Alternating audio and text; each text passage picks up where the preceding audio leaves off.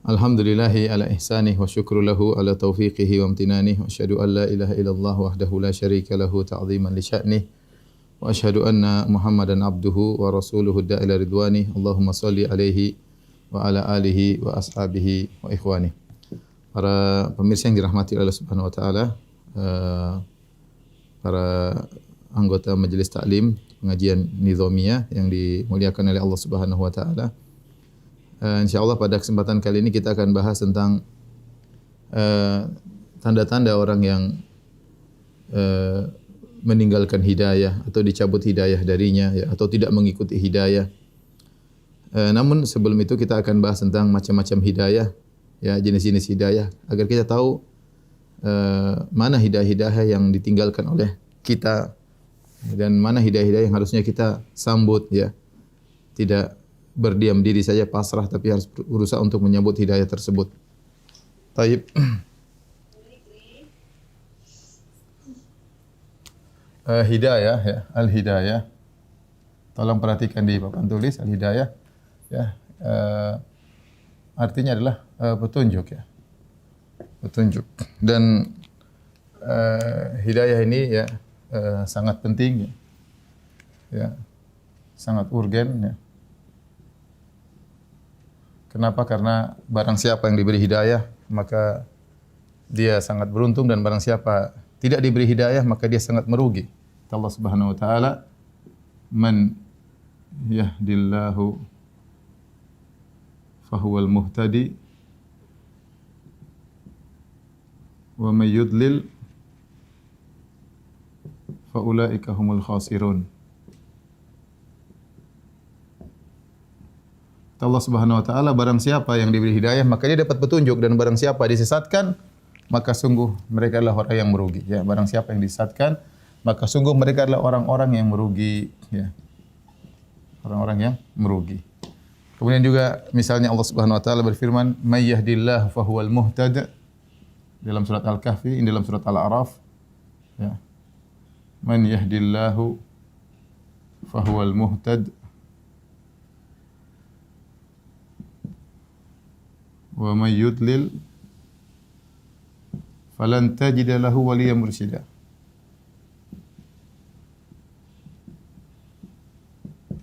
Barang siapa yang diberi petunjuk oleh Allah maka dia telah mendapat petunjuk, dan barang siapa disesatkan maka tidak akan kau dapati baginya pemberi petunjuk ya. Siapa yang sesat tidak akan kau dapati baginya pemberi petunjuk. Jadi ini sering disampaikan oleh Nabi sallallahu alaihi wasallam dalam khutbah-khutbahnya. Beliau berkata bahwasanya dalam khutbahnya beliau berkata, "May yahdillahu fahuwal muhtad wa may yudlil" ya. Barang siapa fala hadiyalah. May yahdillahu fala mudhillalah, barang siapa yang diberi petunjuk tidak ada yang bisa menyesatkannya. Wa may yudlil, barang siapa yang disesatkan maka tidak ada yang bisa beri petunjuk kepadanya ya. Sebagaimana sabda Nabi sallallahu alaihi wasallam ya. Wa may yudlil fala hadiyalah.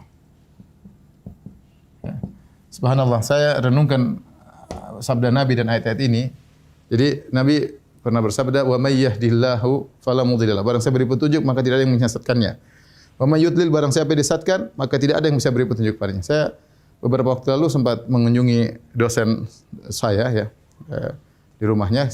Sementara dosen saya sedang membimbing suatu disertasi atau suatu risalah ilmiah tentang bantahan kepada orang-orang ateis.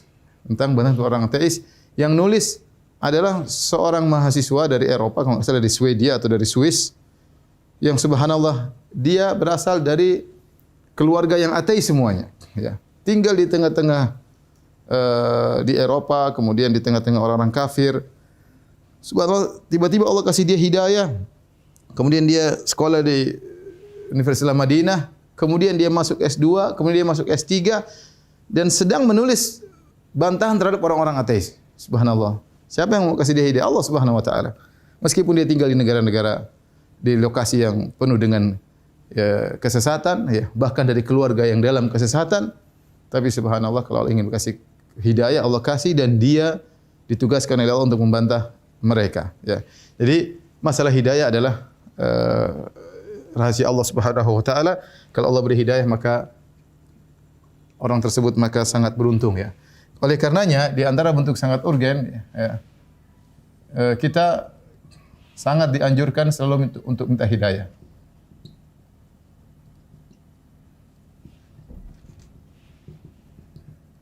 Dan ini banyak sekali ya dalil-dalilnya bahwasanya kita disuruh untuk berdoa untuk minta hidayah. Contohnya dalam surat Al-Fatihah, ihdina siratal mustaqim.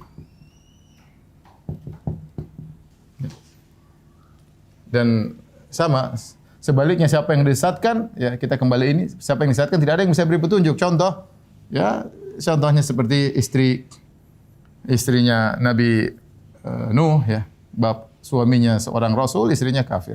Anaknya Nabi Nuh, bapaknya seorang rasul, anaknya kafir. Istri Nabi Lut, suaminya seorang nabi, istrinya kafir. Sebaliknya Firaun yang ngaku sebagai Tuhan, istrinya wanita solehah bahkan penghuni surga. Jadi subhanallah, siapa yang Allah beri kehendak beri hidayah tidak ada yang bisa menghalanginya, dan siapa yang Allah sesatkan tidak ada yang bisa memberi hidayah kepadanya. Di antara orang munafik tinggal di zaman Nabi SAW, langsung berguru kepada Nabi SAW, langsung melihat ceramah-ceramah Nabi, melihat akhlak Nabi SAW, tetapi ternyata mereka tidak dapat hidayah. Allah tidak buka hidayah bagi mereka. Oleh karenanya seorang berusaha untuk selalu minta hidayah. Ihdinas siratal mustaqim ini kita baca minimal 17 kali ya sehari ya, 17 kali sehari.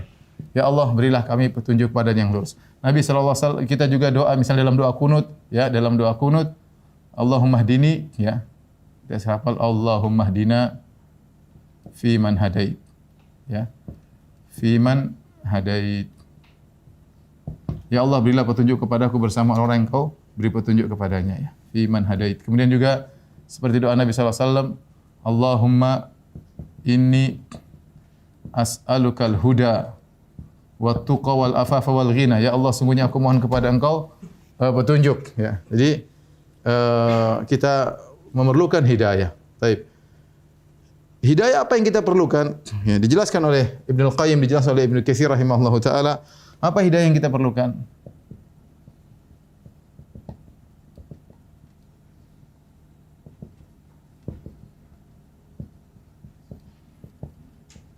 Banyak hidayah yang perlu kita perlukan. Yang pertama di antaranya hidayah menuju kebenaran.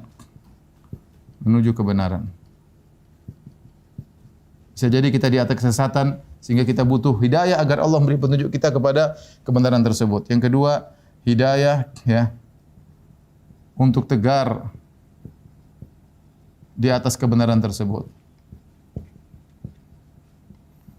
Ya, mungkin seorang mengatakan, Ustaz kita sudah Islam, kenapa minta hidayah terus? Iya, hidayah agar Anda tegar, istiqamah di atas hidayah tersebut.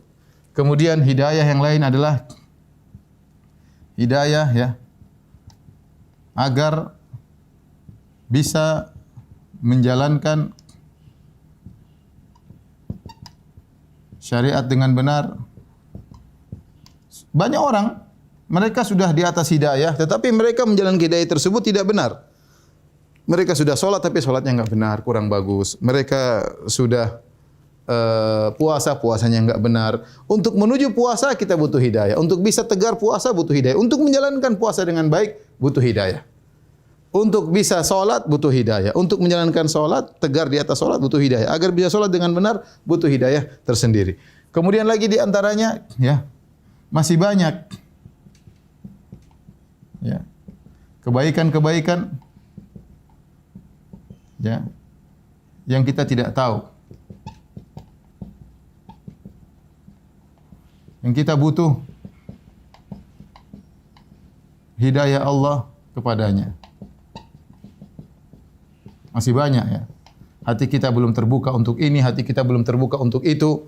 Kalau Allah tidak kasih hidayah, kita enggak akan tahu itu kebaikan. Ya.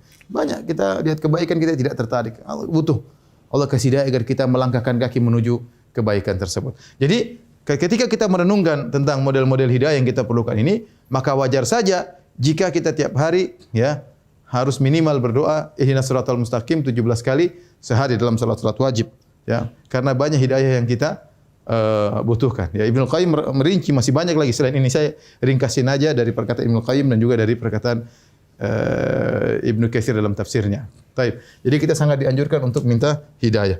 Baik, berikutnya yang mau kita bahas adalah macam-macam hidayah.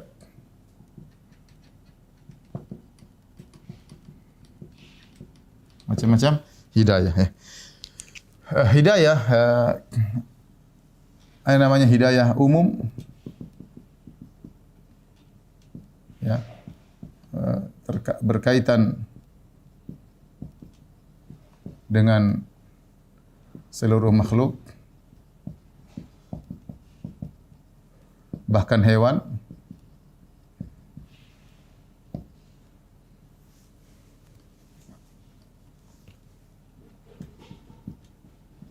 Kemudian ada hidayah ya.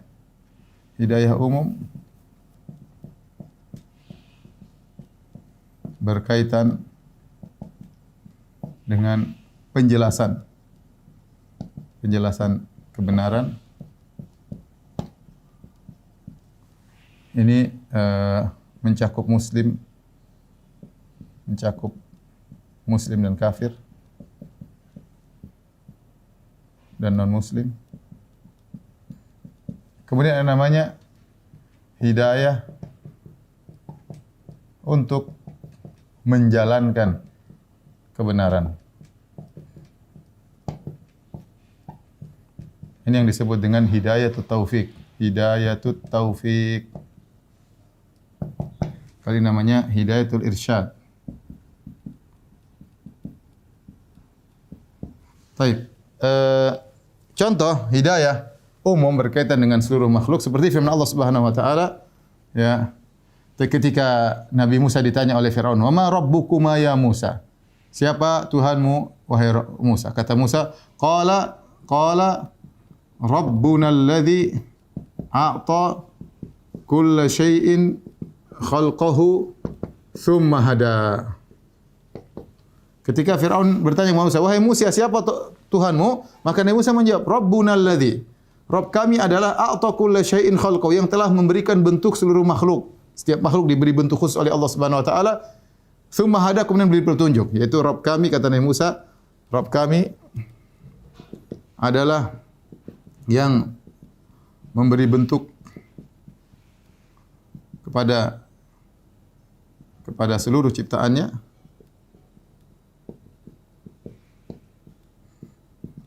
lalu memberi hidayah. Hidayah ini kata para ulama maksudnya apa? Maksudnya adalah insting. Ini maksudnya adalah insting ya, naluri.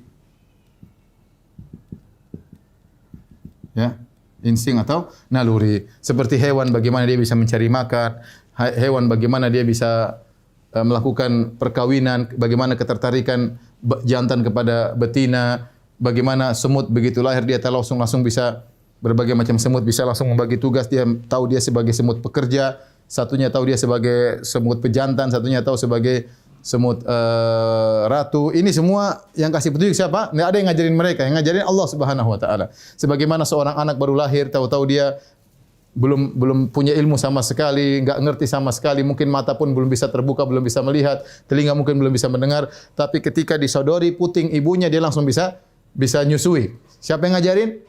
Allah. Tsumma hada. Ya, seperti firman Allah juga Subhanahu wa taala dalam ayat yang lain dalam surat Sabbihisma rabbikal a'la alladzi khalaqa fasawwa walladzi qaddara wa hada.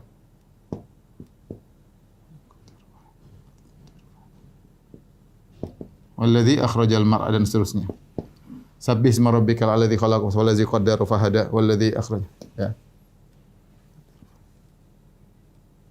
Yang mentakdirkan, yang merencanakan, fahada, kemudian memberi petunjuk. Maka ini namanya hidayah umum. Kemudian yang kedua, hidayah umum berkaitan dengan penjelasan kebenaran, yaitu Allah menjelaskan kebenaran bagi orang mukmin dan orang kafir. Kata Allah Subhanahu wa taala, misalnya wa hadainahun najdain.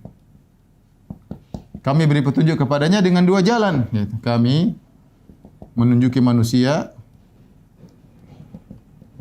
menjelaskan ya, dua jalan. Jalan kebenaran jelas. Jalan keburukan juga jelas. Allah kasih tahu ini jalan kebenaran, tinggal pilih yang mana. Wa hadainahun najdain. Contoh juga firman Allah Subhanahu wa taala, wa amma samudu fahadainahum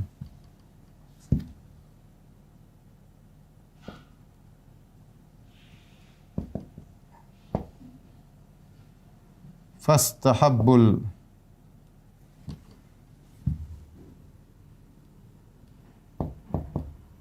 al-ama 'alal huda.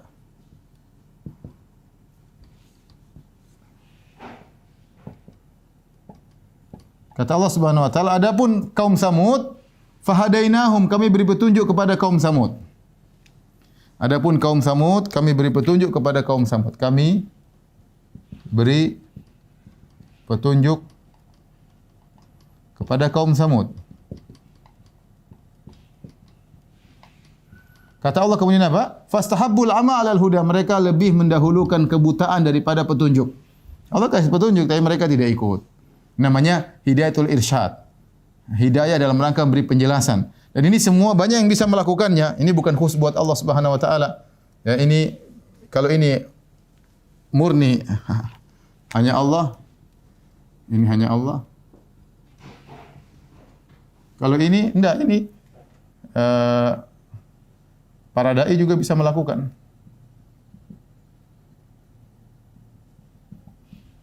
Menjelaskan ya. Bisa melakukan menjelaskan seperti menjelaskan ya mana jalan kebenaran ya. Kalau mau ikut silakan. Demikian juga Allah memuji Nabi sallallahu alaihi wasallam dengan sabdanya wa innaka la tahdi ila siratim mustaqim. Sungguh engkau Muhammad benar-benar memberi petunjuk kepada jalan yang lurus.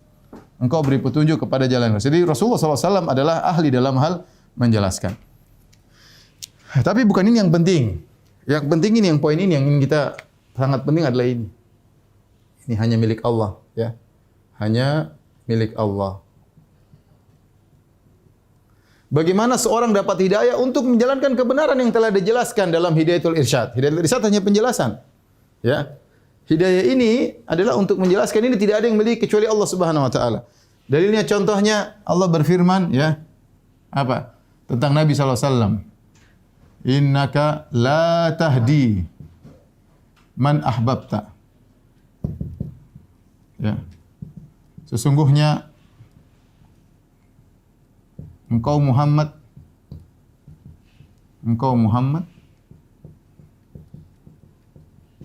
tidak bisa memberi petunjuk kepada orang yang kau cintai.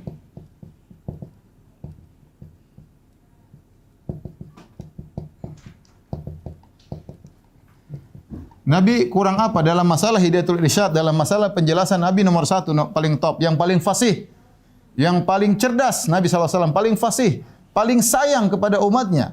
Ya. Nabi SAW, demikian juga para nabi-nabi yang lain. Tetapi hidayah agar umatnya dapat bisa melakukan, menerima kebenaran tersebut, hanya milik Allah. Nabi tidak berkuasa. Makanya Nabi tidak bisa beri petunjuk kepada orang yang sayang dicintai. Ayat ini turun ketika Abu Talib meninggal dunia, ya Nabi ingin memberi petunjuk kepadanya agar dia dapat hidayah dari Allah, hidayah taufik, tapi ternyata dia tidak dapat.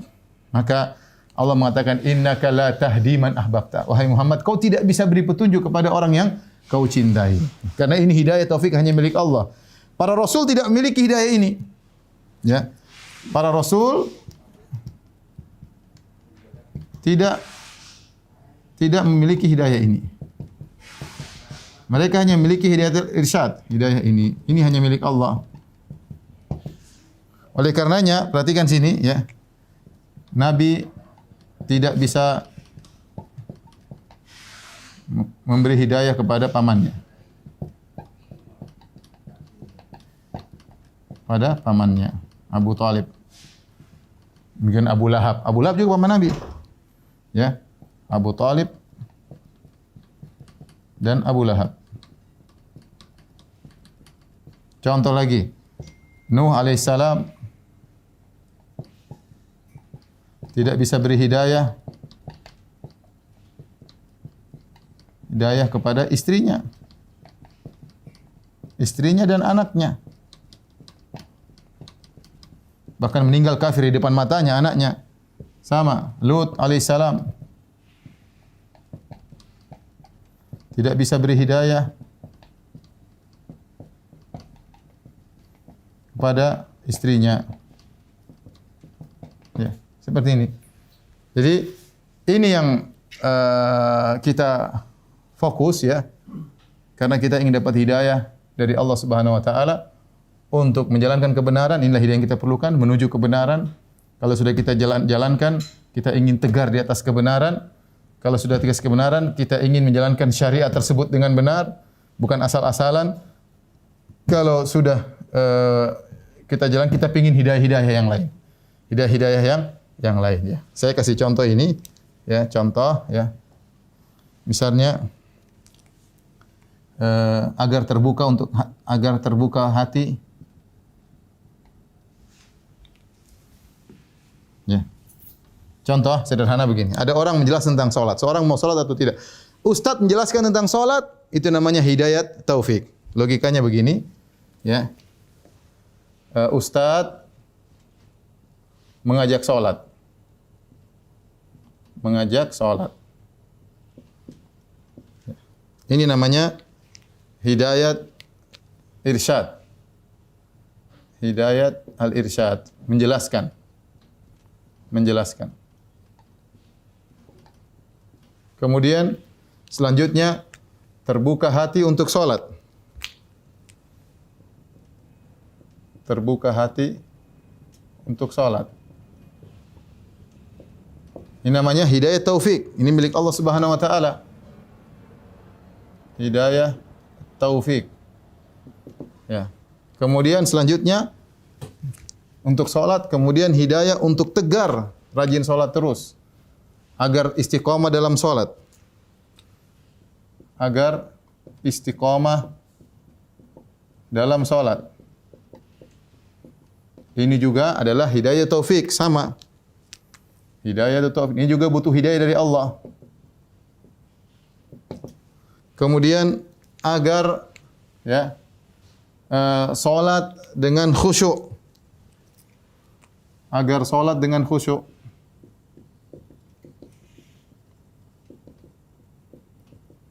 Ini juga hidayah taufik dari Allah Subhanahu wa taala, butuh hidayah tersendiri. Hidayatut taufik. Ya, hidayatut taufik. Nah, inilah ya. Nanti ingin lagi dibukakan pintu-pintu kebaikan yang lain. Dibukakan pintu-pintu kebaikan yang lain. Baik. Ini ikhwan, habis ini kita lanjutkan lagi. Ini sementara ini dulu tentang macam-macam hidayah ya. Macam-macam hidayah. Setelah itu baru kita sebutkan secara terperinci, baru kita tahu ciri-ciri orang yang meninggalkan hidayah atau tidak mendapat hidayah.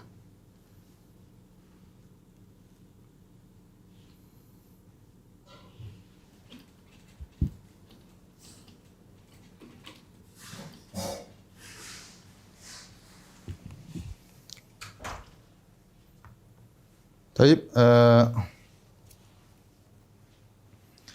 kalau tadi kita menjelaskan tentang macam-macam hidayah, sekarang kita khusus tentang macam-macam hidayah taufik. Macam-macam hidayah taufik. Ini yang sedang kita bahas, yaitu hidayah khusus ya. Hidayah taufik. Kita tidak berbicara tentang hewan yang hidayah insting tadi atau hidayah penjelasan. Jadi taufik itu bagaimana kita bisa menjalankan kebaikan. Ini secara umum ada dua, ya. Ada dua, yaitu hidayah al-Islam. Ya. Ini dia bersifat umum kepada kaum muslimin.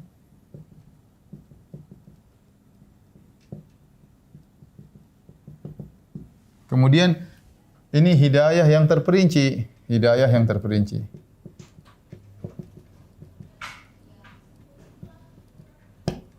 Yaitu hidayah kepada seluruh kebaikan. Kebaikan-kebaikan secara rinci. Nah, kalau seorang dicabut hidayah dari ini, jika dicabut hidayah dari ini, ya, jika seorang meninggalkan hidayah ini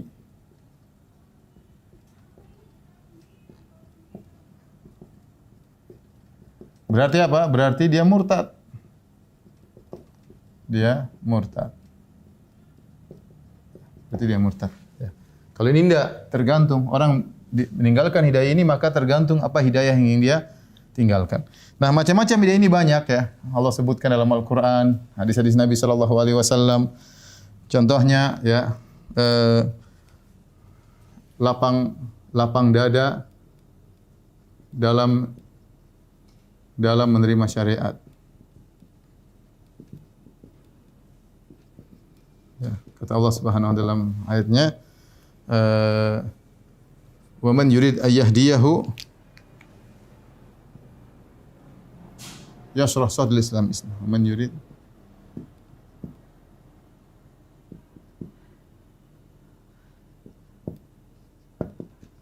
yashrah man yuridillahu an yahdiyahu man yuridillahu an yahdiyahu yashrah sadrahu lil Islam wa man yurid ay yudhillahu yaj'al sadrahu dayyqan harajan ka'annama yas'adu ila sama' wa man yurid an yudhillahu yaj'al sadrahu dayyqan harajan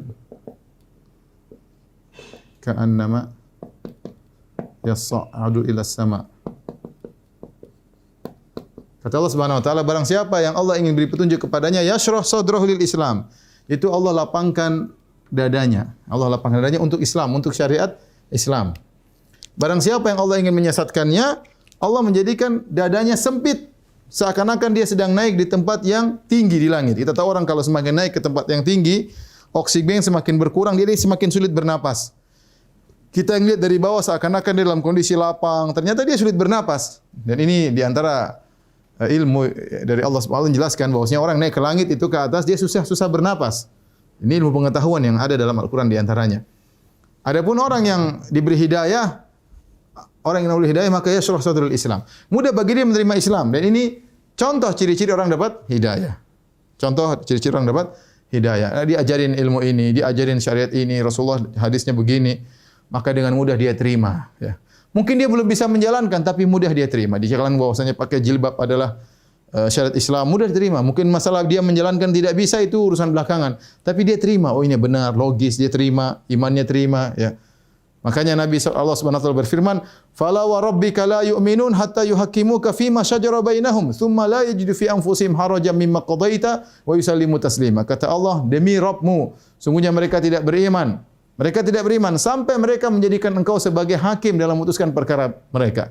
Kemudian thumma la yajidu ma fi anfusihim harajan mimma qadaita. Kemudian mereka terima keputusan engkau wahai Muhammad, dan mereka pasrah dengan keputusan engkau. Jadi seorang mukmin atau seorang mukminah jika datang syariat jelas dalilnya sahih, dadanya lapang, berarti dia dapat hidayah terperinci. Dalam hari ini dapat hidayah. Ada seorang mungkin muslim tetapi dia sedikit-sedikit dia ngeyel, sedikit-sedikit dia ngeyel, dia tentangkan dengan logika dia, maka dia sedang dicabut hidayahnya dari sisi ini. Maka kalau kita mau kebalikannya, berarti yang ciri orang dicabut hidayahnya sulit menerima dalil, sulit menerima syariat, sulit. Meskipun dia orang Islam, dari sisi ini dia sulit mendapatkan hidayah, atau dia tidak, ciri-ciri dia tidak mendapatkan hidayah dari poin ini ya. Contoh lagi, ya, misalnya sabar. Ini Allah sebutkan lafal-lafal. Contoh yang kedua, sabar dalam menjalani musibah. Contoh Allah Subhanahu wa taala berfirman, "Ma asaba min musibatin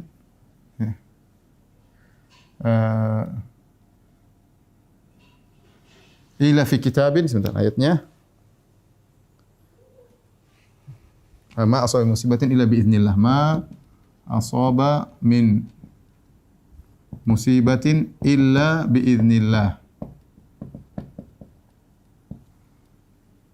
Wa may yu'min yahdi qalbah. Kata Allah, tidaklah musibah menimpa suatu musibah kecuali dengan izin Allah. Tidak ada musibah menimpa musibah kecuali dengan izin Allah. Sudah takdir. Wa may yu'min, barang siapa yang beriman dengan segala musibah takdir Allah, yahdi qalbah. Allah beri petunjuk kepadanya. Jadi kalau dia bersabar, ya, yu'min maksudnya bersabar, yakin semua karena takdir Allah,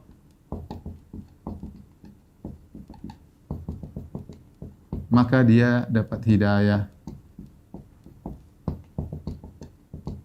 Kata Allah, yahdi qalbah. Allah beri hidayah kepada hatinya. Nah, kalau ada seorang tidak sabar dalam menjalani musibah, dia meronta-ronta, kemudian ngamuk-ngamuk, menunjukkan bahwasanya dia tidak mendapat hidayah dari sisi ini, ya. Dan ini menunjukkan bahwasanya hidayah hilang darinya dari sisi ini, ya. Meskipun dia mungkin orang Islam, ya.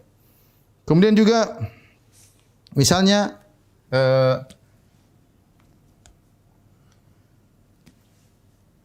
tidak merasa berdosa atau merasa bersalah jika melakukan kemungkaran.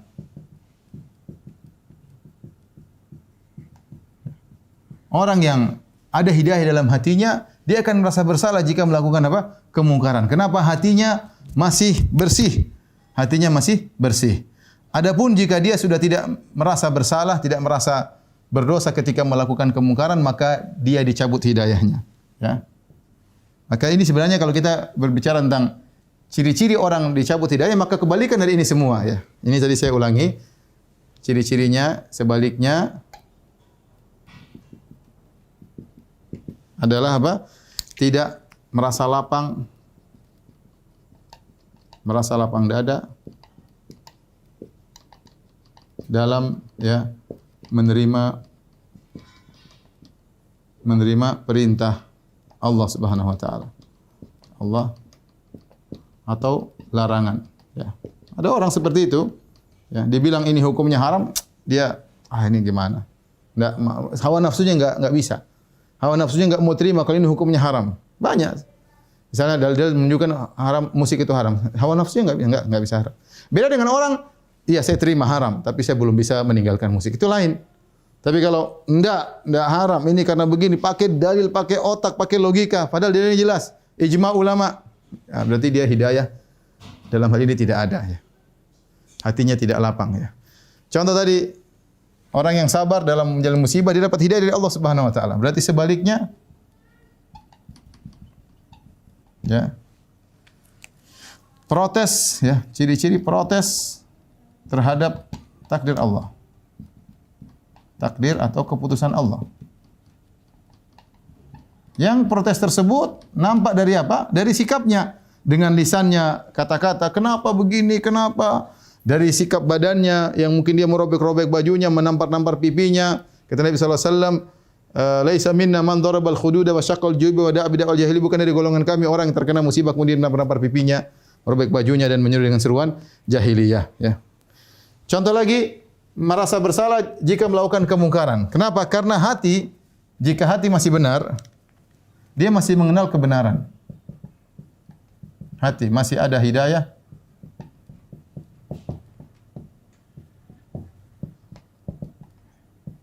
maka dia peka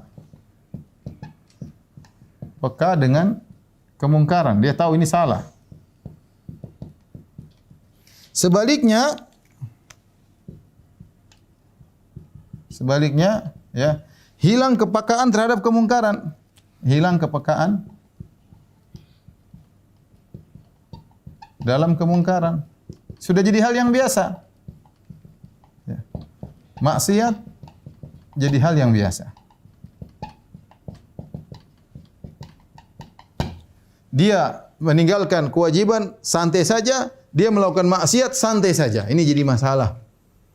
Oleh karenanya Nabi bersabda dalam hadis, innal abda idza, ya, sungguhnya seorang hamba jika melakukan kemungkaran, nukitat fi qalbi nuktatun sauda, maka diberikan titik hitam dalam hatinya. Kalau dia terus bermaksiat terus hatinya hitam sampai tertutup. Itu yang disebut dengan ran. Kalla bal rana ala qulubihim. Sungguhnya hati mereka tertutup dengan ron, yaitu hitam sudah meliputi hati mereka. Kalau sudah hitam meliputi hati mereka, maka susah.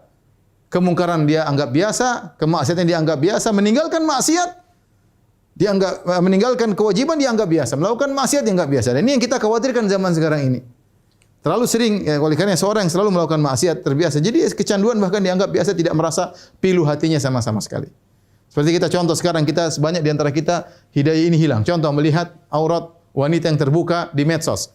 Seharusnya kita tahu itu maksiat. Seharusnya kita melihat seorang terbuka, kemudian terlihat sebagian dadanya, terlihat sebagian betisnya. Harusnya kita merasa, aduh ini kenapa sih? Tapi karena terbiasa, hitam lagi di hati kita, hitam. Untuk poin ini kita merasa biasa dan tidak merasa dosa sama sekali, bahkan untuk istighfar kepada Allah saja enggak. Kenapa? Saking biasanya. Wa'udzubillah ya. Ya, oleh karenanya hati-hati ya. Dan itu bahaya karena sering terbiasanya. Makanya Ibnu Qayyim rahimahullah, seperti orang meninggalkan salat, meninggal sekali, mungkin sedih, kedua gelisah, lama-lama terbiasa. Maksiat, minum khamar sekali merasa takut, lama-lama biasa, enggak ada masalah. Jadi seakan-akan hal yang biasa sampai hatinya tertutup, dia tidak merasa berdosa. Kalau orang punya iman, dia melakukan maksiat, dia pasti masih berdosa, bertobat ya Allah. Meskipun dia melakukan lagi, berarti dia masih ada hidayah dalam hatinya. Tapi kalau saya melakukan maksiat berulang-ulang dan dia nyaman-nyaman saja, ini berarti hidayah telah dicabut dari hatinya. Contoh, seorang suka berdusta. Apa kata Nabi sallallahu alaihi wasallam? Wa la yazalul 'abdu yakdzib wa yataharral kadzib hatta yuktaba indallahi kadzdzaban. Ada seorang hamba suka berdusta, bahkan dia sengaja untuk berhias taharra, yaitu sengaja untuk melakukan dusta.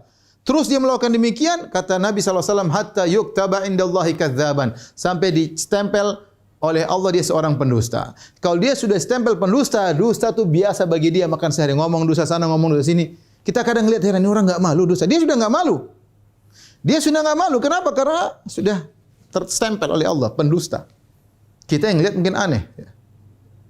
Sama seorang wanita misalnya keluar buka auratnya, mungkin pertama dia malu, mungkin tutup kanan, tutup kiri, begini, lama-lama dia buka, lama tampil, lama-lama bertelanjang bulat pun dia tidak mau, lama-lama dia berhubungan dengan laki dia, shooting filmnya dia sebarkan, dia tidak punya malu. Kita bilang kenapa enggak punya malu? Sudah tertutup hatinya. Dalam poin ini katanya sudah hidayah dicabut dari hatinya. Waliyadzubillah.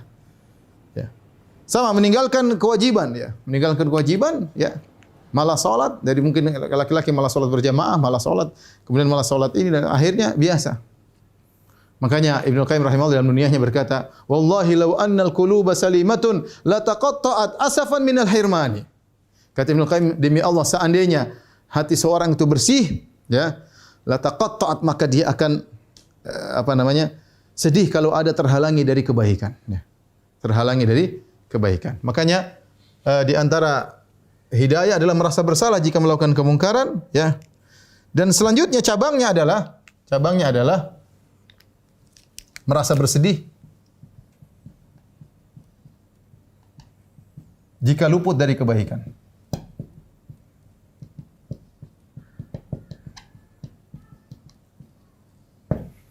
Lawannya, ya. Sebaliknya, tanda ciri dicabut hidayah, santai-santai saja meskipun luput dari kebaikan.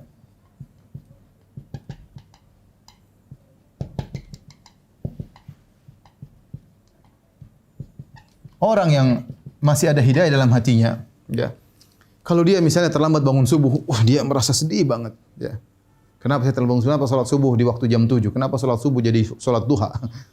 Dia merasa sedih. Kenapa saya ini? Ada apa dengan saya? Kenapa saya terlambat? Seperti itu. Berarti hatinya masih jalan, ya. Tapi kalau hidayah sudah dicabut, mau salat subuh jadi salat duha, mau salat subuh jam 9 tiap hari, cuek aja. Enggak masalah. Bahkan kalau imannya lebih tinggi, dia tidak salat malam, dia sedih. Kenapa saya tidak salat malam hari ini? Ada sesuatu yang hilang dari dirinya. Berarti hatinya masih bersih. Walau annal quluba wallahi law annal quluba salimatun la taqatta'at asafa minal hirman. Kata Ibnu Qayyim rahimahullah taala, demi Allah kalau hati seorang itu bersih, maka dia akan tercabik-cabik jika dia terhalangi dari kebaikan. Dan ini dalam banyak hal, seperti ada kesempatan untuk berbakti kepada orang tuanya. Terus dia tidak bisa bantu orang tuanya, dia sangat sedih. Pintu kebaikan tidak bisa dia masuki. Ada halangan, ada ini. Tapi kalau orang hatinya sudah mau orang tuanya mau ini, dia cuekin aja, ya, cuekin aja. Berarti hidayah telah dicabut dari hatinya, ya.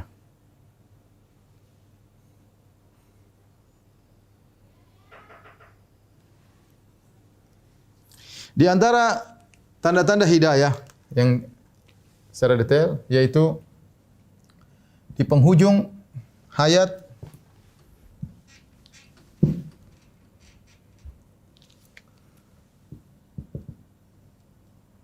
penghujung umur rajin beribadah. Ya, rajin beribadah. Ya, kata Nabi sallallahu alaihi wasallam dalam hadis ya dari Anas bin Malik, Rasulullah SAW bersabda, "Idza aradallahu bi 'abdi khairan ista'malahu." Kalau Allah ingin kebaikan pada seorang hamba, Allah gunakan dia. Maka ditanya, "Wa ma kaifa yasta'milu?" Bagaimana Allah menggunakan dia? Kata Nabi sallallahu alaihi wasallam, "Yuwaffiquhu li amalin salih qabla mautihi." Kata Nabi sallallahu alaihi wasallam, "Yuwaffiquhu li amalin salih qabla mautihi." Yaitu Allah beri hidayah kepadanya. Taufik itu hidayah taufik, beri hidayah kepadanya.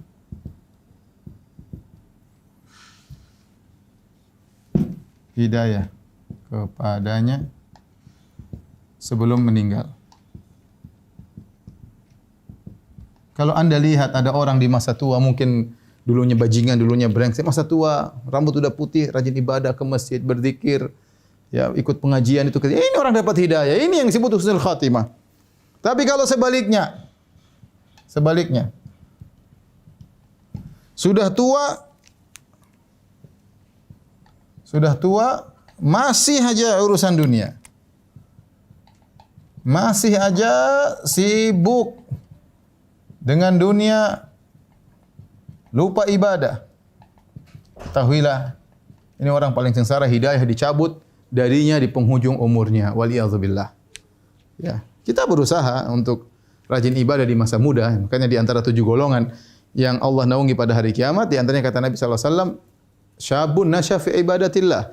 Anak muda yang sudah taat kepada Allah di masa mudanya. Sejak masa muda sudah taat kepada Allah Subhanahu wa taala. Apalagi di penghujung hayatnya. Berarti Allah beri hidayah, beri taufik kepadanya di penghujung hayat, rajin beribadah, ini orang diberi taufik. Nah, orang seperti itu ada. Saya dapati beberapa orang seperti itu, masa mudanya tahu-tahu, masa tuanya tahu-tahu rajin ibadah. Tapi kalau sebaliknya, di masa tua masih sibuk ini, sibuk ana, sibuk ini, subhanallah. Salat ketinggalan, salat ini, baca Quran enggak pernah. Waliyadzubillah. Itu hidayah dicabut dari Allah Subhanahu wa taala, ya.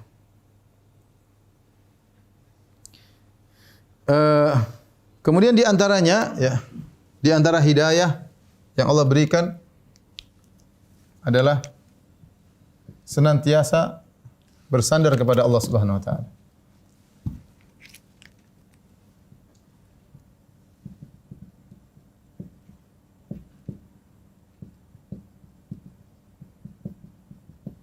Makanya di antara doa Nabi sallallahu alaihi wasallam, "Ya Hayyu ya Qayyum bi rahmatika astaghits fa aslih li sya'ni kullah wa la takilna nafsi tarfata ain." Ya, kata Nabi sallallahu alaihi wasallam, "Wa la takilni ila nafsi tarfata ain." Ya Allah, jangan Kau serahkan diriku kepada diriku sendiri,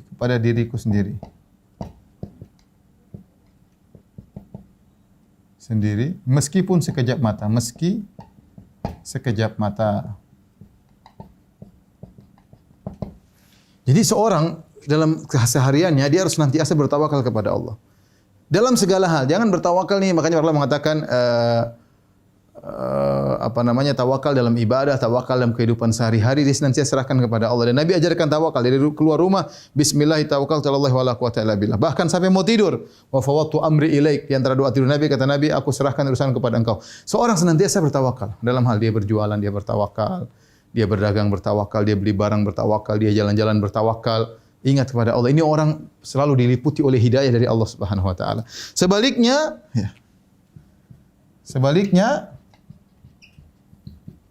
kapan dia bersandar kepada dirinya? Kapan dia pede, percaya diri, pede dengan dirinya, lupa dia pede karena dirinya. Ada orang pede karena saya sudah bersandar kepada Allah, saya pede. Itu benar kalau itu. Fa idza azamta fatawakkal. Jika kau telah berazam bertawakal, artinya serahkan kepada Allah dan pede. Kenapa di belakang saya ada Allah? Tapi banyak orang juga yang dia pede dengan dirinya sendiri, lupa kepada Allah. Ya. Merasa kagum dengan kecerdasannya, kagum dengan kepiawaiannya dalam berdagang, dalam orasinya, dalam kekuatannya, dalam kepintarannya, ya, maka ini orang yang sedang dicabut hidayah dari Allah Subhanahu wa taala sehingga dia rawan terkena penyakit ujub waliyadzubillah, ya. Ini ya, contoh hidayah dan masih banyak ya. Saya kasih contoh sederhana. Saya ingin sampaikan kepada ikhwan sekalian dan akhwat bahwasanya kalau kita bicara tentang hidayah, maka hidayah taufik, hidayah dari Allah ada dua. Ada hidayah Islam, barang siapa yang meninggalkan hidayah ini itu dicabut darinya maka dia murtad.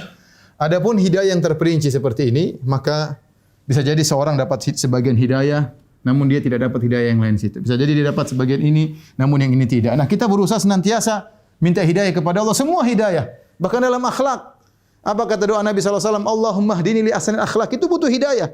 Ya, Allahumma hdini li ahsanil akhlak. Mungkin saya tambah di sini. Ya, hidayah untuk akhlak mulia. Berakhlak mulia. Ya akhi, ini enggak mudah. Antum bisa untuk berakhlak mulia. Akhlak mulia banyak. Tidak pelit. Kalau enggak Allah enggak kasih hidayah, orang jadi pelit. Akhlak mulia, murah senyum. Kalau Allah tidak kasih hidayah, orang susah murah senyum. Sabar dengan keluarga, sabar dengan suami, sabar dengan istri, sabar anak-anak, tidak mudah. Kalau Allah tidak kasih hidayah, orang enggak bisa berakhlak. Ya, makanya doa Nabi, wahdini li ahsanil akhlaqi, la yahdi li ahsaniha illa ant, wasrif anni sayyi'ah la yasrif anni sayyi'ah illa ant. Ya Allah, berilah petunjuk kepadaku kepada akhlak yang terbaik. Tidak ada yang bisa beri petunjuk kepadaku kepada akhlak yang baik kecuali Engkau ya Allah. Wasrif anni sayyi'ah, jauhkanlah aku dari akhlak yang buruk. Tidak ada yang bisa beri petunjuk kepadaku. Tidak ada yang bisa menjauhkan aku dari akhlak yang buruk kecuali Engkau ya Allah. Ini contoh akhlak ini untuk kita bisa terperinci, bisa ini, bisa bisa ini, bisa sabar, bisa murah senyum, bisa tidak pelit, ya. Kemudian bisa tidak suka marah-marah, ya. Ini semua butuh hidayah dari Allah Subhanahu wa taala. Dan ini namanya hidayah terperinci ini. Hidayah terperinci ini bisa jadi seorang mendapati sebagian kemudian dicabut dari sisi yang lain. Tapi ada yang sangat berbahaya seperti ini.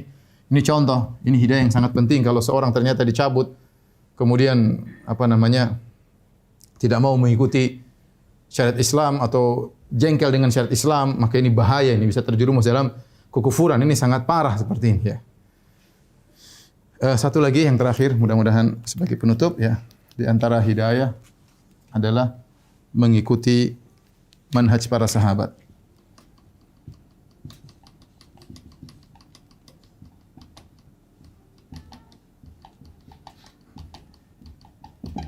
Kata Allah Subhanahu wa taala, "Fa in amanu bimithli ma amantum bihi."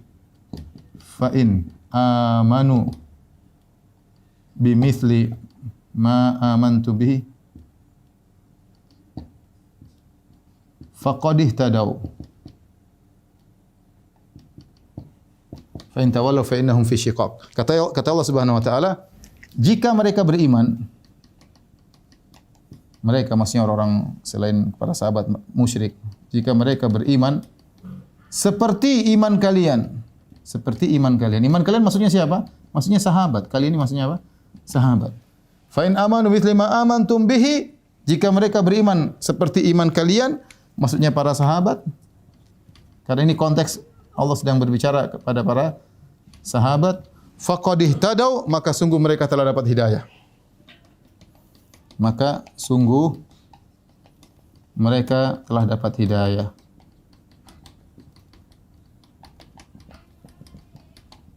Nah, kalau orang tidak mau mengikuti manhaj para sahabat, merasa lebih pintar daripada sahabat, merasa lebih rajin daripada para sahabat, merasa lebih berkreasi dalam para sahabat, ya, maka waspada, berarti dia sedang keluar dari hidayah. Dia keluar daripada hidayah. Dia tidak puas dengan cara ibadah para sahabat, ya, tidak puas dengan imannya para sahabat, dan dia ingin iman-iman sendiri, ingin model-model ibadah sendiri, maka sungguhnya dia keluar dari hidayah. Demikian saja yang disampaikan kepada para mirsa. Allah Ta'ala alam bisawab. Kalau ada yang bertanya, saya persilahkan. Jazakumullah khair Ustaz. Selanjutnya ini ada beberapa pertanyaan dari teman-teman. Ya. Yang pertama dari Ahmad di Sidoarjo, mau nanya, Ustaz, apakah hidayah itu harus dicari atau pasrah, terserah Allah? Hidayah dicari. Jadi seorang mencari hidayah dengan dua, dengan berusaha ikhtiar kalau bahasa kita dengan berdoa. Makanya Allah Subhanahu wa taala dalam hadis qudsi mengatakan, "Ya ibadi, kullukum dhal illa man hadaituhu fastahduni ahdikum." Wahai hamba-hambaku, sungguhnya kalian seluruhnya sesat kecuali yang minta petunjuk kepadaku. Maka mintalah petunjuk kecuali yang aku tunjuki, yang aku beri hidayah. Saya ulangi kata Allah, kullukum dhal, seluruh kalian sesat illa man hadaituhu, kecuali yang aku beri petunjuk, fastahduni, mintalah petunjuk kepadaku. Ahdikum, niscaya aku akan beri hidayah kepada kalian. Jadi seorang selain berdoa tadi, doa-doa Nabi, Allahumma hdini ahsanal akhlaq, ya Allah berilah aku petunjuk kepada akhlak yang mulia. Allahumma inna nas'alukal huda, ya Allah berilah aku berikan hidayah, ihdinas siratal mustaqim. Itu doa. Kemudian berusaha, ya.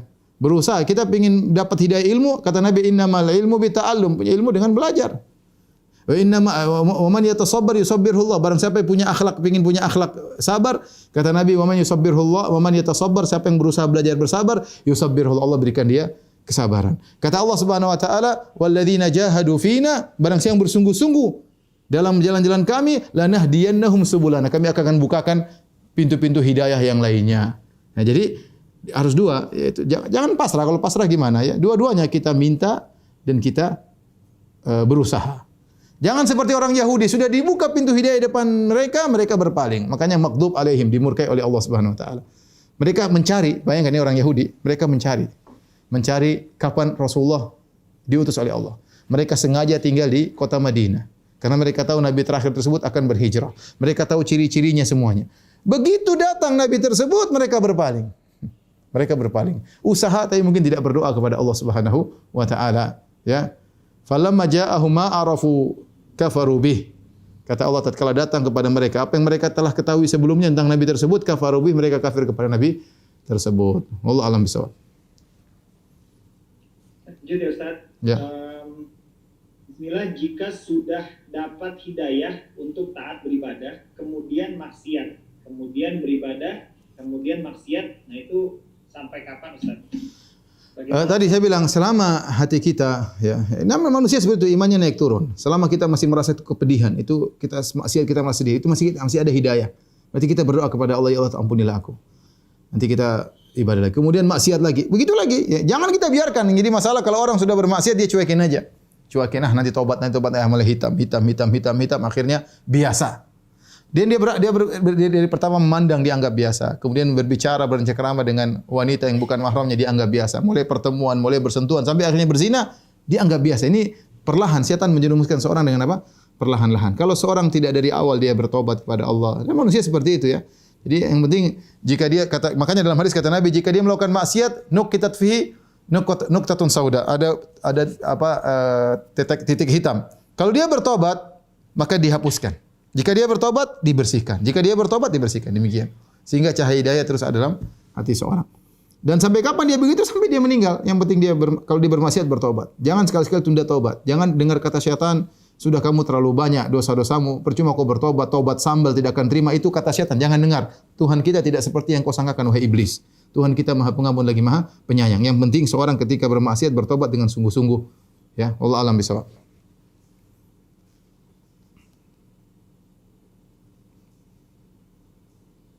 Silakan.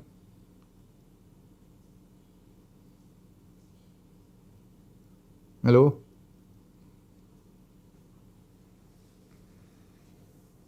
Maaf. Bagaimana cara memberikan hidayah kepada saudara yang belum mengenal manhaj salaf? Saya sudah jelaskan tadi di awal pengajian. Hidayah ada dua. Hidayah al-irsyad, menjelaskan, sama hidayah taufik. Hidayah taufik yang punya cuma Allah. Adapun hidayah menjelaskan, para rasul, mereka para ahli yang menjelaskan, para dai. Semakin orang punya ilmu, dia semakin mampu untuk menjelaskan. Ya, semakin punya ilmu, dia semakin mampu untuk menjelaskan. Nah, kita agar saudara kita dapat hidayah, dua-duanya kita lakukan. Pertama kita minta kepada Allah, berdoa, ya Allah berilah petunjuk kepada saudaraku, berilah petunjuk kepada manhaj salaf. Dia sudah dapat hidayah secara umum, hidayah Islam, tapi hidayah terperinci masih ada yang kurang. Ya, jangan kita bilang ente belum dapat hidayah. Enggak, semua orang dapat hidayah, tapi hidayah umum, hidayah Islam. Adapun hidayah terperinci, saya sendiri tidak semua hidayah saya dapati. Masih banyak hidayah yang saya belum tahu. Masih banyak hidayah yang belum saya terima, ya. Maka saya terlalu minta kepada Allah agar saya diantarkan kepada hidayah dan seterusnya sampai kita tiba pada puncak hidayah, yaitu masuk surga. Makanya para penghuni surga ketika mereka mau surga, dan itu puncak dari segala hidayah, Mereka mengatakan alhamdulillahilladzi hadana li hadza. Segala puji bagi Allah yang telah memberikan petunjuk kepada kami menuju surga ini. Wa ma kunna linahtadiya laula an hadana Allah. Dan kami tidak dapat hidayah kecuali Allah berikan hidayah kepada kami. Nah, karena kita ingin saudara kita dapat hidayah, lakukan dua-duanya. Pertama yang penting hidayah taufik, berdoa kepada Allah, ya Allah berikan hidayah kepada dia. Yang kedua kita berusaha menjelaskan hidayatul irsyad. Jelaskan pelan-pelan, kasih link, ya. Jangan modelnya bertengkar, kasih pandangan meskipun dia nolak, coba kamu dengar dulu deh. Saya tidak pandai menjelaskan, coba dengar dulu deh. Oh, saya enggak mau dengar dulu deh, nanti baru kita diskusi misalnya. Pelan-pelan sambil kita doakan. Dengan demikian mudah-mudahan Allah beri hidayah kepada saudara tersebut. Wallahu a'lam bishawab. Ustaz, bagaimana jika seorang saudara kita terus-menerus berbuat maksiat bahkan sampai kriminal, bahkan sempat membuat ancaman fisik? Apakah dengan melaporkan ke aparat keamanan dengan harapan agar dia bertobat dan mendapat hidayah, apakah itu sesuatu yang berlebihan? Saya rasa tidak, ya. Seorang terkadang dia baru dapat hidayah dengan jera, dengan penjeraan. Ya, kalau menurut kita jika dia tidak dilaporkan dia semakin terus merajalela, maka kita boleh laporkan. Oleh karenanya datanglah namanya hukum had. Kenapa orang mencuri tangannya dipotong? Supaya dia jera, supaya dia berhenti sehingga dia kembali kepada hidayahnya. Kenapa orang kalau berzina yang belum nikah dicambuk agar dia jera, ya. Seperti itu. Jadi jika memang kita laporkan kepada pihak yang berwajib membuat dia berhenti dari apa yang dia lakukan kriminal dan kita mulai berikan masukan-masukan, kita datang ke penjara untuk berikan wejangan-wejangan, maka itu mudah-mudahan cara yang terbaik. Tapi yang paling penting berdoa kepada Allah agar diberi hidayah. Allah alam bisawab. Selanjutnya Ustaz, apakah bisa minta didoakan oleh orang-orang soleh agar hidayah kita tidak hilang, hidayah Islam dan hidayah sunnah tersebut? Boleh, tidak jadi masalah ya. Kita kepada orang yang kita anggap soleh, yang kita semoga doanya dikabulkan ya. Atau misalnya dia lagi hajian atau lagi umrah, lagi di tanah suci, kita minta doa kepadanya, maka ini tidak jadi masalah ya. Tapi yang paling penting kita sendiri yang berdoa. Kita sendiri yang berdoa. Itu hanya sekedar penguat ya. Yang paling penting kita berdoa kepada Allah Subhanahu wa taala. Oleh karenanya ketika ada seorang sahabat datang kepada Nabi sallallahu alaihi wasallam kemudian berkata, Ya Rasulullah, as'aluka murafaqatak fil jannah. Ya Rasulullah, aku minta agar bisa menemani engkau di surga. Ini permintaan berat menjadi teman Nabi di surga. Nabi berkata, awa ghairu dzalik? Tidak ada permintaan lain? Coba yang lain saya doain. Kata dia, la huwa dzak, itu yang saya pingin. Maka apa kata Nabi? Fa'inni ala nafsika bi kathrati sujud. Bantulah aku, kau sendiri harus banyak sujud. Artinya saya akan berdoa, berusaha beri syafaat kepada engkau nanti di akhirat. Tetapi kau juga banyak sujud. Ya, jadi pelong dua-duanya. Jadi jangan saya sudah minta ustaz doain, saya sudah minta habib doain, saya sudah minta ulama doain. Kita sendiri ya gimana? Ya, mereka adalah yang paling utama kitanya. Makanya ketika Allah berkata, "Wa idza sa'alaka ibadi anni fa inni qarib." Kalau hamba-hambaku bertanya kepada engkau wahai Muhammad tentang aku, sungguhnya aku ini dekat. Dekat apa? Ujibu da'watad da'i idza dan aku mengabulkan doa orang yang memohon kepadaku. Maka yang paling penting kitanya berdoa. Karena tidak akan merasakan kepiluan kita seperti orang lain. Kita yang sedang merasakan masalah, kita yang merasa hati kita sedang hitam, kita yang merasa hati kita sedang keras. Kita bilang, Ustaz tolong doain saya biar hati saya lembut. Tapi kita sendiri yang menangis di hadapan Allah. Jadi dua-duanya. Jangan kemudian kita serahkan kepada Ustaz, kemudian kitanya tetap aja kacau. Itu ya susah seperti itu ya. Dan makanya perlu digabungkan sebab-sebab tersebut agar bisa mencapai akibat. Wallahu a'lam bishawab.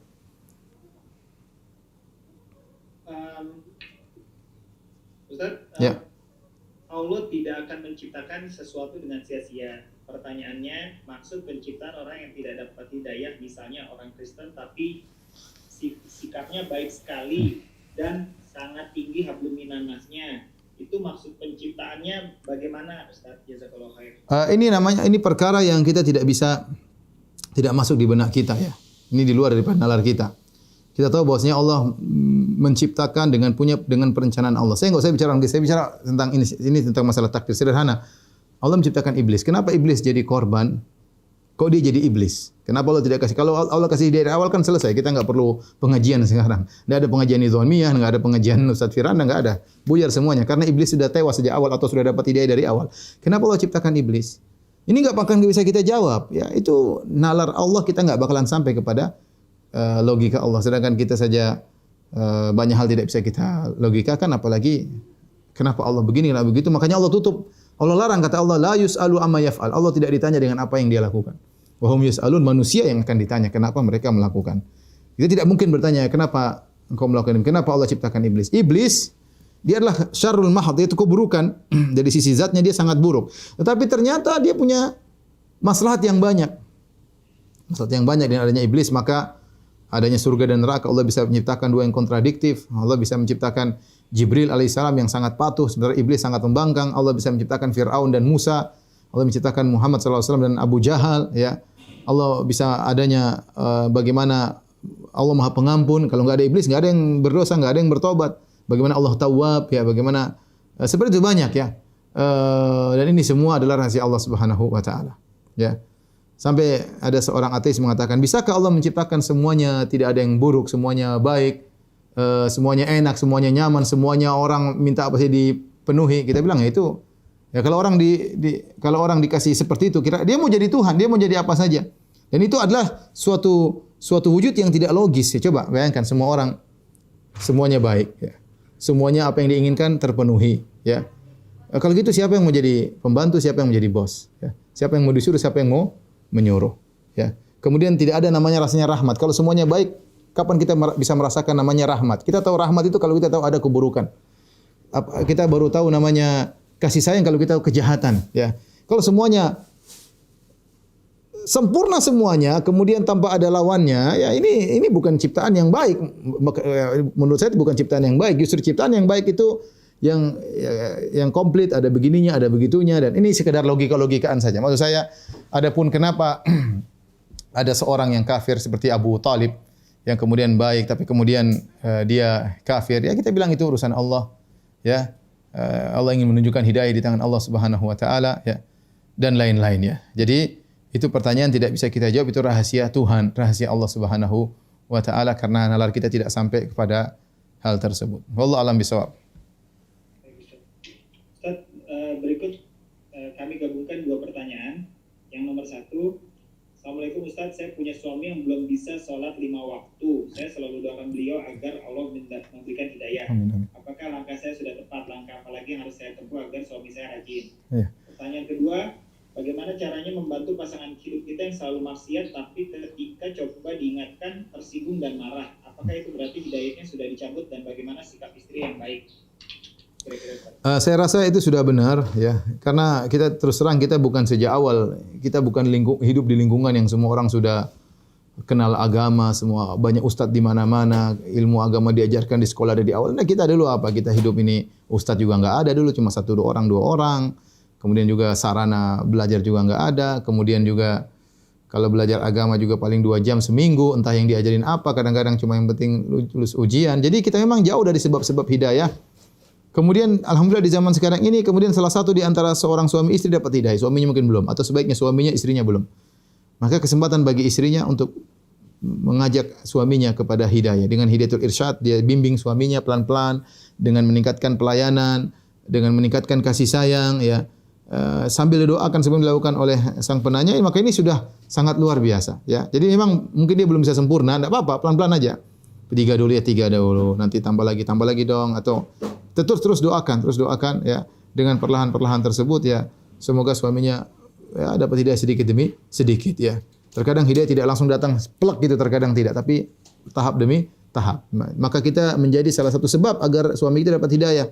Bukan semakin ada hidayah datang kemudian suami kita menghindar akhirnya tidak dapat hidayah. Adapun kalau dia melakukan kemaksiatan, tegur dengan baik-baik. Tegur dengan logis, bicara baik-baik, tidak perlu teriak-teriak, tidak perlu marah-marah. Ya, ngomong baik-baik, sayang ini begini, ini Allah bilang begini, Rasulullah bilang pelan-pelan aja sambil kita doa, ya. Kemudian kita juga sholat di hadapan suami, kita baca Quran di hadapan suami, kita berdoa, menangis kepada Allah Subhanahu wa taala. Ya, ini ujian bagi sang penanya. Insyaallah apa yang dilakukan, ya, berhasil enggak berhasil dapat pahala dari Allah Subhanahu wa taala. Baik. Untuk teman-teman yang mau bertanya langsung, bisa dengan melakukan raise hand, nanti pihak admin akan membuka layarnya. Selanjutnya sembari menunggu, berikutnya ada pertanyaan berikutnya dari silakan. Syukur untuk waktunya.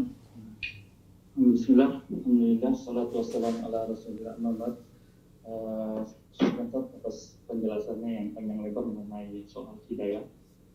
Nah, ini kebetulan Ana lagi di kantor. Nah, suasana di kantor itu saat ada seorang ibu-ibu perempuan itu dia sering buka tutup hijab, Ustaz. Jadi jilbabnya dia sering buka tutup, dan kadang kalau Ana lewat atau Ana lagi membersihkan, Ana melihat ibu itu yang tidak memakai jilbab, bahkan dia sering berjalan-jalan, Ustaz. Jadi dia tidak di tempatnya, kadang dia berjalan keluar tidak memakai hijabnya. Nah, itu sudah sering tegur. Beliau lakukan seperti itu, Ustaz. Jadi kadang Ana itu khawatir, Ustaz. Apakah dengan itu Ana takutnya dengan seringnya melihat itu, dengan tidak sengaja, dengan seperti itu, bahkan Ana juga sudah menasihati, sudah beberapa kali menasihati bahwa tolong jangan dibuka hijabnya, kalau memang mau dibuka hijabnya di tempat-tempat yang tertutup. Ya sama aja, Ustaz. Ya seperti angin lalu lah. Bahkan tempat Anda dibilangi, awas ada ini saya kan Abu Faisal lewat, bahaya nanti selalu haram gitu kan. Jadi seperti itu. Jadi saya takutnya, Ustaz, dengan seringnya seperti itu yang Ustaz tadi bilang, sedikit demi sedikit noda hitam ya. Noda hitam itu ada muncul setiap seperti itu. Itu gimana kira-kira, Ustaz? Apa yang Ana harus lakukan dan apa solusi yang saya bisa memberikan nasihat sehingga dia mungkin bisa lebih berhati-hati seperti itu. Ya, saya rasa saya rasa kondisi memang berat ya.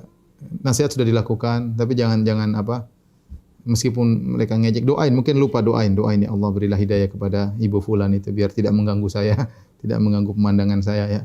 Doain agar dia dapat hidayah ya. Kemudian nasihati. Kalau dia memang tidak mau berubah ya kita yang memang harus beri, namanya tantangan hidup, tundukkan pandangan. Kapan kita lihat astagfirullah, mau dia bilang apa, astagfirullah. Itu yang bisa menghilangkan noda hitam. Tapi kalau kita tidak sertakan dengan istighfar, ya itu akhirnya lama-lama menjadi biasa. Tapi kalau setiap kita mandang astagfirullah ya Allah, taubat. Kemudian kita kerja lagi astagfirullah. Kamu kok lihat ketemu saya astagfirullah ya, bilang saya minta maaf, minta ampun kepada Allah karena tidak kuasa lihat kamu. Ya, astagfirullah ya. Ya gitu aja, enggak ada cara lain kecuali kita istighfar agar hati kita yang sudah hitam dibersihkan lagi. Adapun kalau kita cuek, kita ketawa-ketawa dengan dia, jadi biasa nanti akhirnya kita tidak merasa itu suatu kemungkaran, bahkan suatu hal yang mungkin kita nikmati lama-lama. Wallahu a'lam bishawab.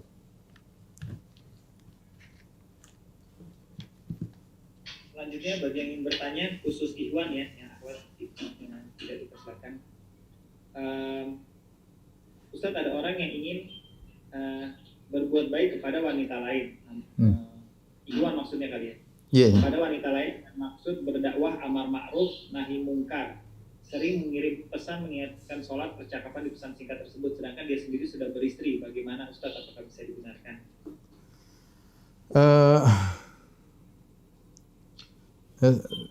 Sebenarnya sih boleh, cuma kan yang penting kita nasihati ya, tidak ada niat yang lain. Cuma hati ini lemah ya, Hati ini lemah, sang wanita juga lemah, kita juga lemah ya. Kalau kita bisa menjaga hati, atau kalau enggak kita lewat istri kita atau bagaimana ya. Karena kalau kita nasihati, apalagi wanita tersebut ternyata punya suami, fitnah, bisa jadi fitnah. Dia tertarik dengan nasihat kita, tertarik dengan kata-kata manis kita, padahal cuma kata-kata manis di WhatsApp ya. Kalau aslinya belum tentu manis. Makanya tatkala kadang-kadang timbul fitnah ya. Dan namanya laki-laki dan perempuan itu ya, ada stromnya ya. Nah, bagian Allah menciptakan dengan demikian. Tapi hukum asalnya tidak jadi masalah. Kita nasihati, ya, kita japri, nasihati dengan baik-baik, tapi jangan keseringan. Apalagi kalau sudah melihat ada tanda-tanda canda-canda, ketawa ketiwi, ada ketertarikan, kita bisa ngerasakan itu.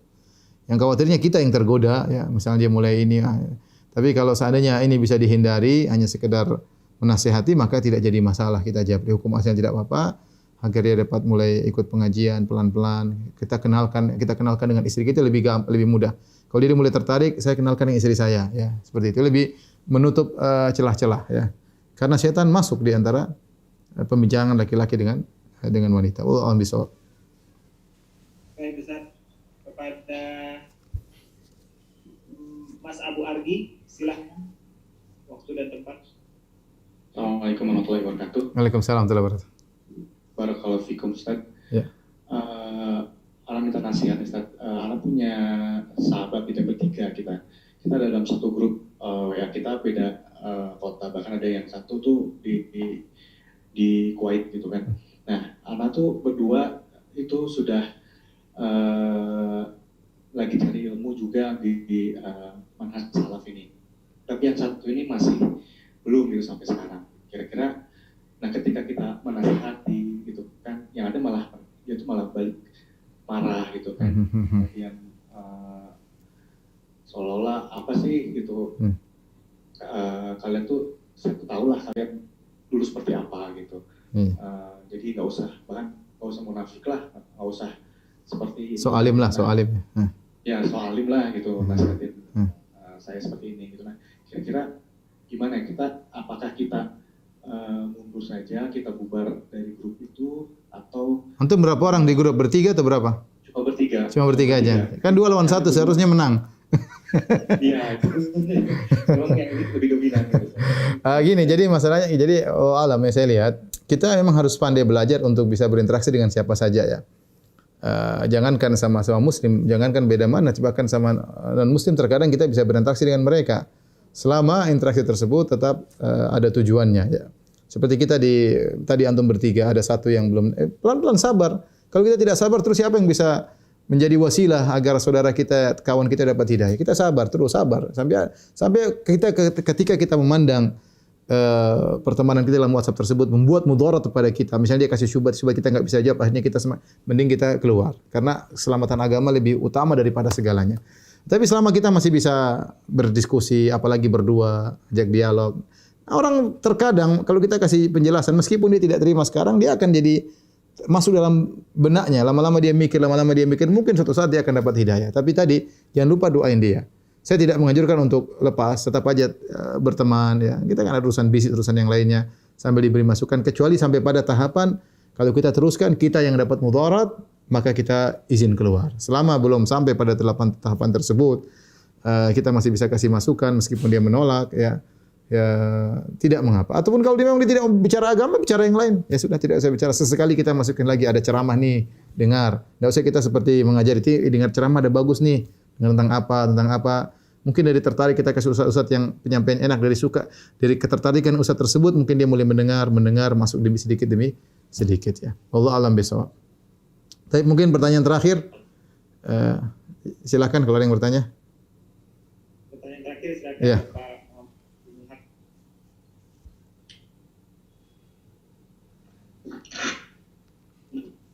Bismillahirrahmanirrahim. Semoga Allah memberkahi Ustaz, tim dari kajian dan ikhwah fillah semuanya. Amin. Jadi begini Ustaz, saya seorang mahasiswa di suatu kampus yang notabene dominannya itu agak anti kepada dakwah salaf itu Ustaz. Nah, sehingga bahkan gitu, ada dari teman saya itu yang diserang oleh orang-orang yang membenci dakwah salaf ini. Nah, itu terjadi di lingkungan dakwahnya sendiri, di lembaga dakwah kampusnya sendiri gitu. Jadi bagaimana baiknya bagi saya dan semua teman-teman yang sudah menerima dakwah salaf ini untuk bisa menyebarkan dakwah di kampusnya, sedangkan kondisi dari lembaga dakwah kampusnya masih seperti itu, Ustaz. Barakallahu fiikum. Ya ikhwan, dakwah perlu perjuangan, ya. Dakwah perlu perjuangan. Saudara-saudara kita alhamdulillah mereka muslim seperti kita. Cuma mereka butuh mungkin sedikit perjuangan dari kita. Dengan penuh kasih sayang kita jelaskan kepada mereka. Kita niat agar hidayah yang kita rasakan mereka juga hendaknya mereka rasakan. Saya rasa kawan-kawan yang sudah kenal dakwah, yang kenal sunnah, bikin grup sendiri, kemudian mereka diskusikan gimana, apa perlu maju, apa perlu tidak, apa perlu diam. Kalau dalam kondisi tertentu kita nggak bisa, sudah kita diam aja. Nggak usah kita bicara-bicara agama ya. Ya, kalau ada kesempatan kita bisa bicara agama, bicara agama. Kita antum yang bisa melihat situasi ya, dan kondisi, mana masalah dan mudarat itu ditimbang. Tapi maksud saya sejak awal kemudian berhenti tidak mau berdakwah ya, maka ini tidak benar ya. Semua dakwah memang perlu ada tantangannya. Ada siap dimaki-maki, siap dicaci maki, siap direndahkan. Makanya ketika Luqman berkata kepada putranya, "Ya bunayya aqimis sholata ya wa'mur bil ma'rufi wanha 'anil munkar wasbir 'ala ma asabak." Kata Luqman, wahai putraku, beramar ma'ruflah dan bernahi mungkarlah, kemudian wasbir 'ala ma asabak, dan sabarlah atas apa yang menimbamu. Kata para ulama, karena amar ma'ruf nahi mungkar pasti diganggu. Orang yang beramar ma'ruf pasti diganggu ya.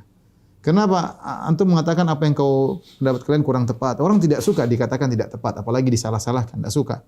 Ya. Antum mengatakan ini haram. Orang tidak suka ke syahwatnya, keinginannya dipotong, dia enggak suka. Ya, ini enggak boleh, dia enggak suka. Itu wajar. Maka kalau meskipun sudah menyampaikan dengan cara yang terbaik, tetap saja orang tidak suka, maka kita akan dibalas dengan cemoohan, rendahkan atau gangguan fisik terkadang. Ya, sabar ya. Sabar ya. Kalau semua orang baru di awal pertempuran kemudian sudah gugur, tidak ada yang bersabar, kemudian kapan dengan sebab apa dakwah mau berkembang? Kecuali pada tahapan kalau kita lanjut mudarat lebih besar, ya sudah, enggak usah maju, sudah. Allah Maha tahu kita sudah berusaha, ini mudarat lebih besar, ya udah kita bicara, kita enjoy dengan grup kita sendiri. Insyaallah enggak, kita saling mengingatkan, saling kuat meskipun di tengah lingkungan yang seperti itu. Wallahu ta'ala bishawab. Demikian saja, semoga Allah Subhanahu wa taala memberikan taufik kita seluruhnya kepada kita menuju akhlak yang baik, menuju kebaikan-kebaikan yang lainnya, dan semoga Allah mengantarkan kita kepada puncak hidayah, itu hidayah menuju surga Allah Subhanahu wa taala. Wabillahi taufiq wal hidayah. Assalamualaikum warahmatullahi wabarakatuh.